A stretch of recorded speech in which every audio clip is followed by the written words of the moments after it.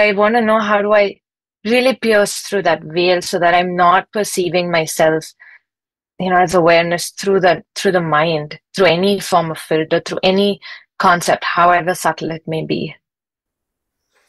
Through the investigation,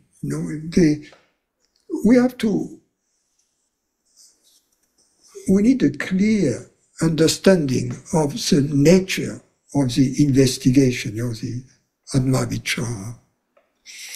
And it's not to ask oneself, what am I, what am I, what am I, what am I? No. We could have a more precise question, which is, how do I know that I am separate? How do I know that I am limited? You see? And this question, we have to ask it in relation to all kinds of objects we may feel to be separate from. In this way, you will erase the sense of separation both from your thoughts and from your feelings and perceptions, both at the level of your mind, if you will, and at the level of your body. In perceiving a flower or a tree, ask yourself, or a chair, or whatever, what makes me feel I am separate from the object I'm seeing? A story. Mm-hmm. Somehow, perception implies communication, implies interaction. And therefore, interaction implies non-separation. I cannot interact with someone or something from which I am separate. If there is a wall without a window, how can I interact with whatever is behind this wall? If there is a window, yes, I'm going to interact through the photons that I'm exchanging. But there is always, in perception, an absence of separation between the perceived and the perceiver. On all levels, not just on a philosophical and intellectual level, but also on a physical level.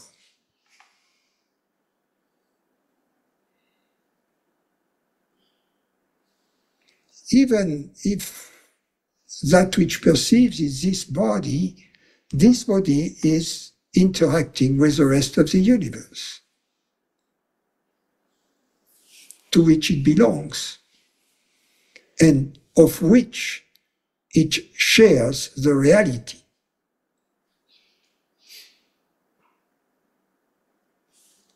So this is a theory, but at every moment when you feel separate, first you can ask yourself the question, am I feeling to be separate?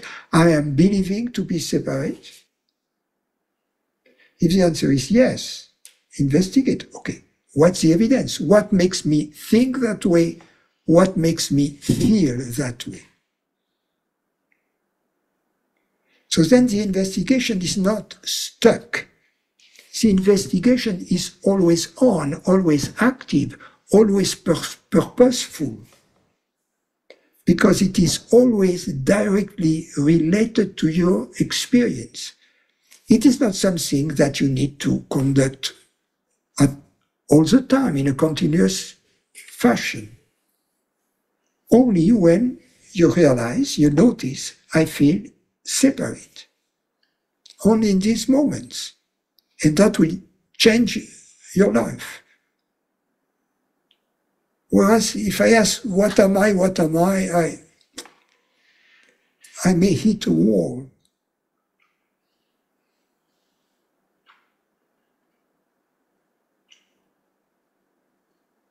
And this other challenge that I have is, when you use words like pure consciousness, or is it reflected consciousness, or you're perceiving consciousness through a filter, it's like, how do I confirm of what I'm experiencing is just presence, is just awareness, or I'm experiencing a vacant mind, or I'm experiencing somehow like awareness filtered through the mind? Like, what is it? Like this correlation between the vocabulary we use and actual experience. Okay. Let's be clear about the use of the vocabulary. What I call consciousness is a reality which is hearing these words right now. Okay? Yeah. And because there is a certainty of consciousness, there is a certainty that words are being heard, whatever that means. It's not nothing. There is consciousness thing going on. That's certain. So therefore, there is an element of reality right now. And so I define consciousness as a reality which is perceiving, or the element of reality which is inherent in perception. That's why I don't define it as mine. I don't make the implicit assumption that it is dependent on the body, dependent upon the brain, or that it is limited. I don't know. I don't know. All I know is that there is perceiving and that there is something real to it. Because even when I dream, there is an element of reality to my dream, which is a consciousness. Everything else, when I wake up, has disappeared. Everything else was an illusion. But the consciousness that was aware of the dream and the consciousness which is hearing my words right now is the same. You see. Also, I've never experienced another consciousness than this one. So how can I make the claim that there are more than one consciousnesses? This claim is just not validated by experience. It's just a wild guess.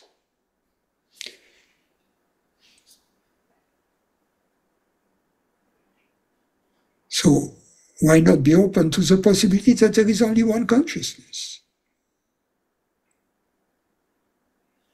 I understand it like intellectually. I mean, I'm very convinced, and I understand that there is no rational explanation to have like this person has a separate consciousness, this person has a separate consciousness. But when a storm arises in the mind, I do feel this like an energetic sort of like contraction. I contract into like feeling like a separate being that needs to protect itself. Then there's this propensity to. What you're telling me energetically, if I translate it, it's no longer on the level of thoughts, but it's on the level of the body, correct? Body, emotions, things that doesn't involve the intellect and reasoning. Wait a minute. Does it involve thoughts? Yes. Okay, then it does. If it involves a thought of separation, you can deal with it using your reason. What's wrong with that? It's more so this propensity to identify myself with the contents of whatever's going on, and this need to change it, whether it's like resisting something that unpleasant that's happening, or holding on to something that I think is pleasant, or I want this, more of this. What I am trying to do is to bring clarity. It is important whenever you feel identified or whatever, when you try to understand what we are talking about here, to see whether this sense of separation is on the level of thoughts and concepts, or on the level of the body, or on the meaning of bodily sensations, or on the level of external sense perceptions. Because like a cast. there are no other.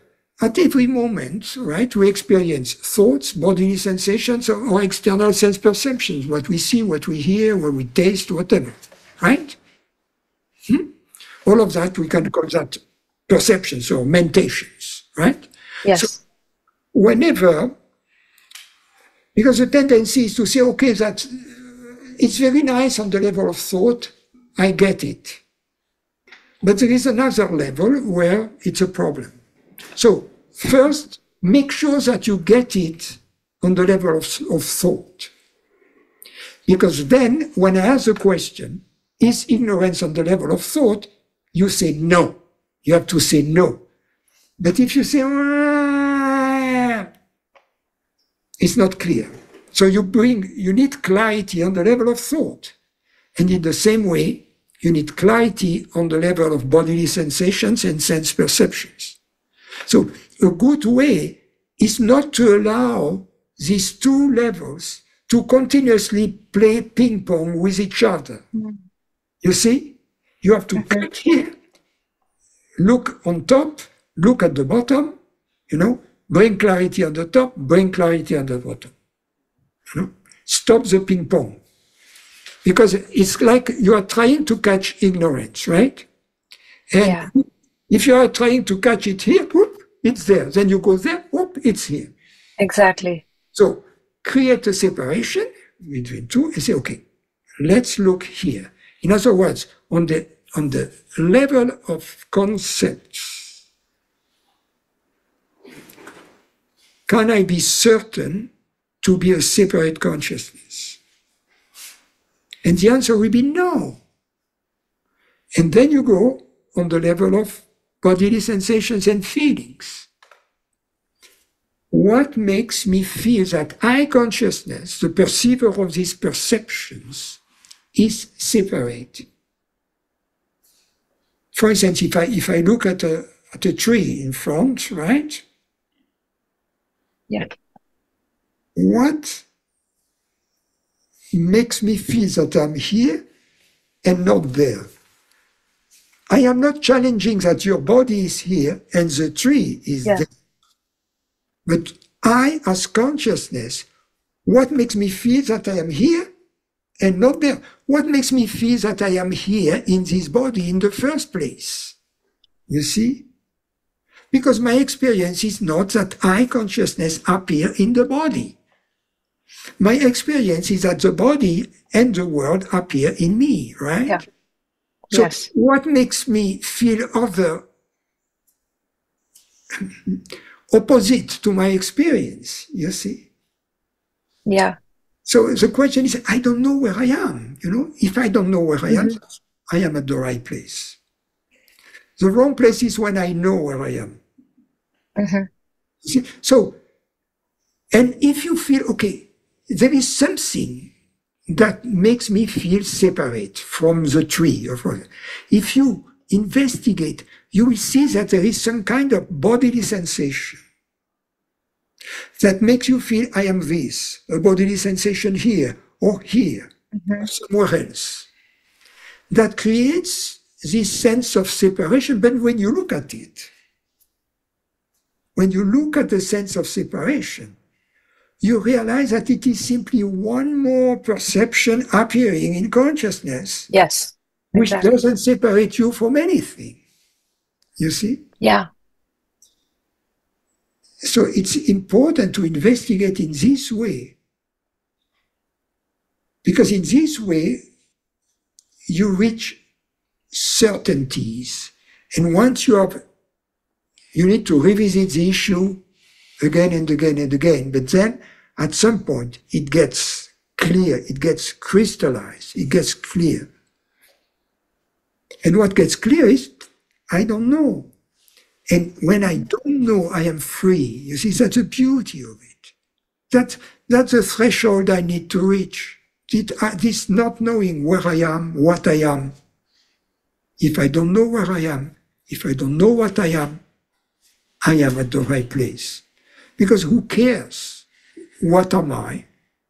Who cares where am I if I am? You know, it's better to be without knowing what we are than know what we are without being it. You know, it's better to enjoy a chocolate ice cream as a newborn, as a very young child. Your first experience of ice cream or mango ice cream or whatever. Remember that? You didn't know it was mango, right? It's better to have ice cream without the name than to have the name without the ice cream.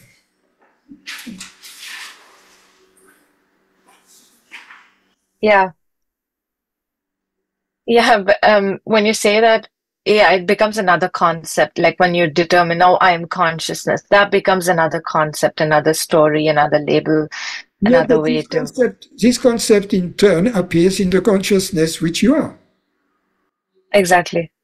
So, B- But when you say like it's better to be in a place of I don't know, I kind of get confused when you said, and you gave the example of babies come from cabbage patches. It either is true or it's not. There can't be a half truth. So isn't so I'm trying to understand, you either are consciousness or you're a separate being. This place of I don't know, is it not like an in-between? it's not an in-between for the following reasons that no matter what, you are what you are. So the question is, are we giving what we are the freedom to be all it can be? If we are limiting ourselves, the world, the circumstances will appear in accordance with our self-imposed limitation, you see. So that's why that's something which is misunderstood, because we feel that we have to replace a belief with another belief. Mm. It's because we trust beliefs, and that's our problem. We need the audacity to live without beliefs, to live, because that's freedom.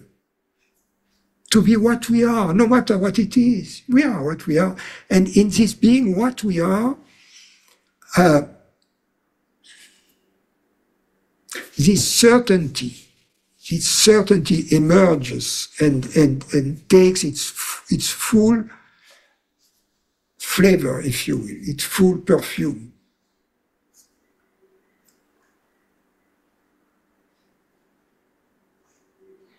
Otherwise, we live in the concept of being separate, or we live in the concept of being universal, and they are both wrong, because in both cases we live as a concept.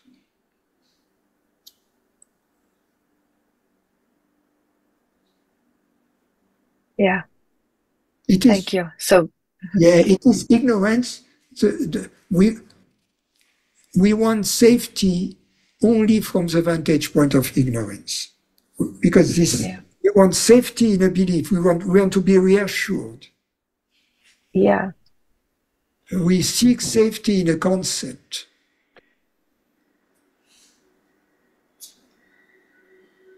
And that's only in ignorance, you see. yeah, and that's exactly what my mind is seeking right now. Like someone validate my experience. Am I experiencing pure consciousness or not? Or am I in ignorance? Someone validates. I'm seeking comfort or validation in another Well, way. Yeah. you have to give yourself this validation. This validation comes when you hear something about consciousness and then you say, yes, that's true. Oh, I didn't think of that. Oh, it makes sense. Yes, that's true. You see, then it's self-validating, it's self-evident.